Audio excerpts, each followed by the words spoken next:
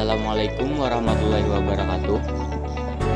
Kami dari kelompok 5, 1. Zainal Abidin, 2. Muhammad Ridwan, 3. Muhammad Effendi, 4. Muhammad Rifat, 5. Muhammad Rahmat Fauzi, beserta seluruh mahasiswa-mahasiswi Stiper Amuntai lainnya, pada tanggal 6 Juni 2024 kemarin telah melaksanakan praktek lapangan untuk mata kuliah teknologi benih yang dibina oleh Ibu Nur Hafizah SKOM, tempat PT Astra Agrolestari 1. Adapun kawasan praktek yang kami kunjungi merupakan salah satu tempat perkebunan terbesar kelapa sawit di daerah Kalimantan Selatan, tepatnya di Tanjung Tabalong.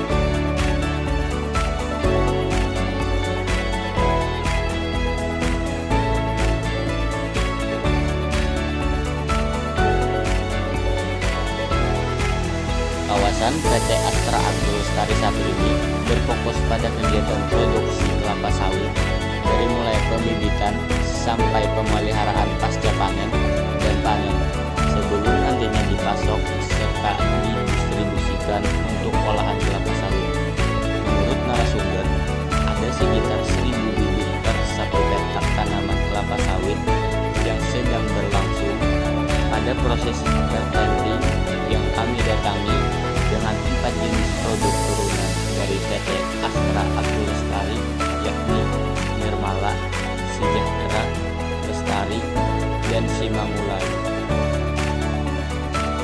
Di antara keunggulan bibit kelapa sawit yang diproduksi PT Astra Agrolestari 1 ini diantaranya ialah usia produktivitas yang lebih lama, di mana pada umumnya kelapa sawit hanya mampu menghasilkan sampai rentang usia 25 tahun.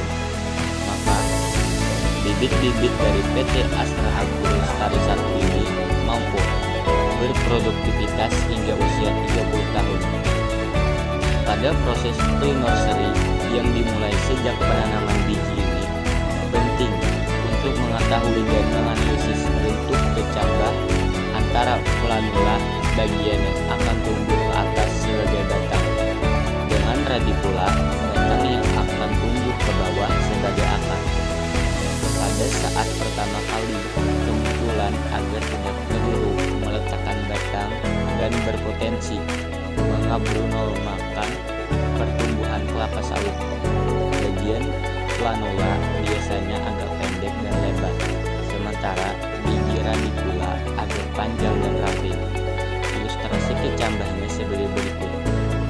Kemudian, seleksi yang dilakukan pada bagian pre-nursery ini berupa seragam, untuk tidak tinggi tanaman kelapa sawit, normal atau abnormalnya, pelepah dan jumlah daun, ukuran diameter batang, serta menyingkirkan tanaman kelapa sawit yang menunjukkan gejala penutupan kelapa dan daun yang terlihat bebercak, termasuk kelapa sawit jantan yang tidak akan menghasilkan produk atau terdapat lebih dari satu kecambahan tanam kelapa sawit dalam satu periode, agar dapat memisahkan segera. Bibit kelapa sawit ini akan ditanam pada setiap bibit kecil berukuran 13 sampai 14 cm.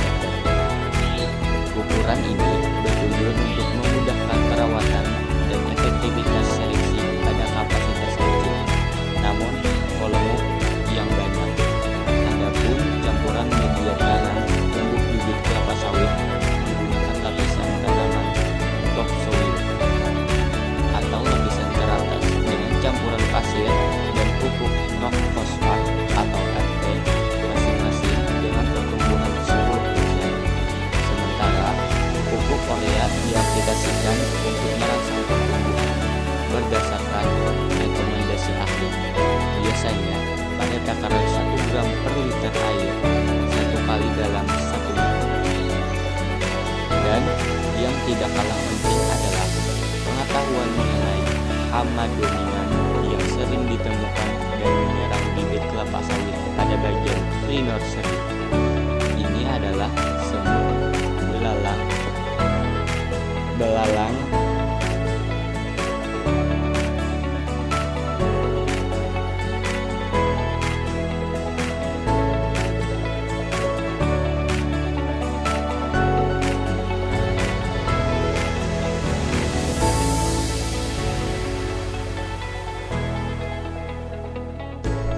Dan yang tidak kalah penting adalah pengetahuan mengenai hama dominan yang sering ditemukan dan menyerang bibit kelapa sawit pada bagian pre-nursery ini adalah semut, belalang, jangkrik, serta jamur.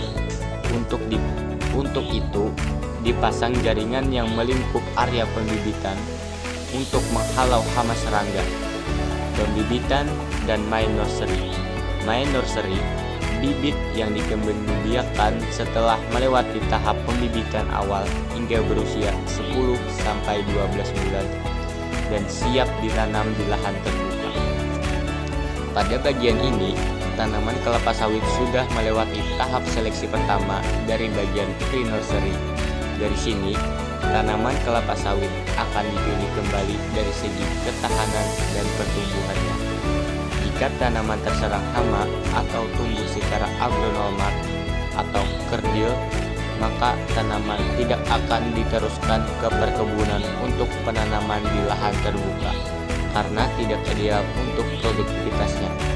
Demikianlah rangkuman pengetahuan dan informasi dari praktek lapangan yang kami laksanakan di perkebunan kelapa sawit oleh PT Astra Agrolestari mengenai bibit kelapa sawit sebagai bagian dari replanting tanaman dan berbagai usulan mengenai keadaan bibit kelapa sawit pada area pre-nursery dan main nursery. Sekian dari video kami. Terima kasih untuk perhatiannya dan semoga bermanfaat. Jangan lupa like, comment, and subscribe.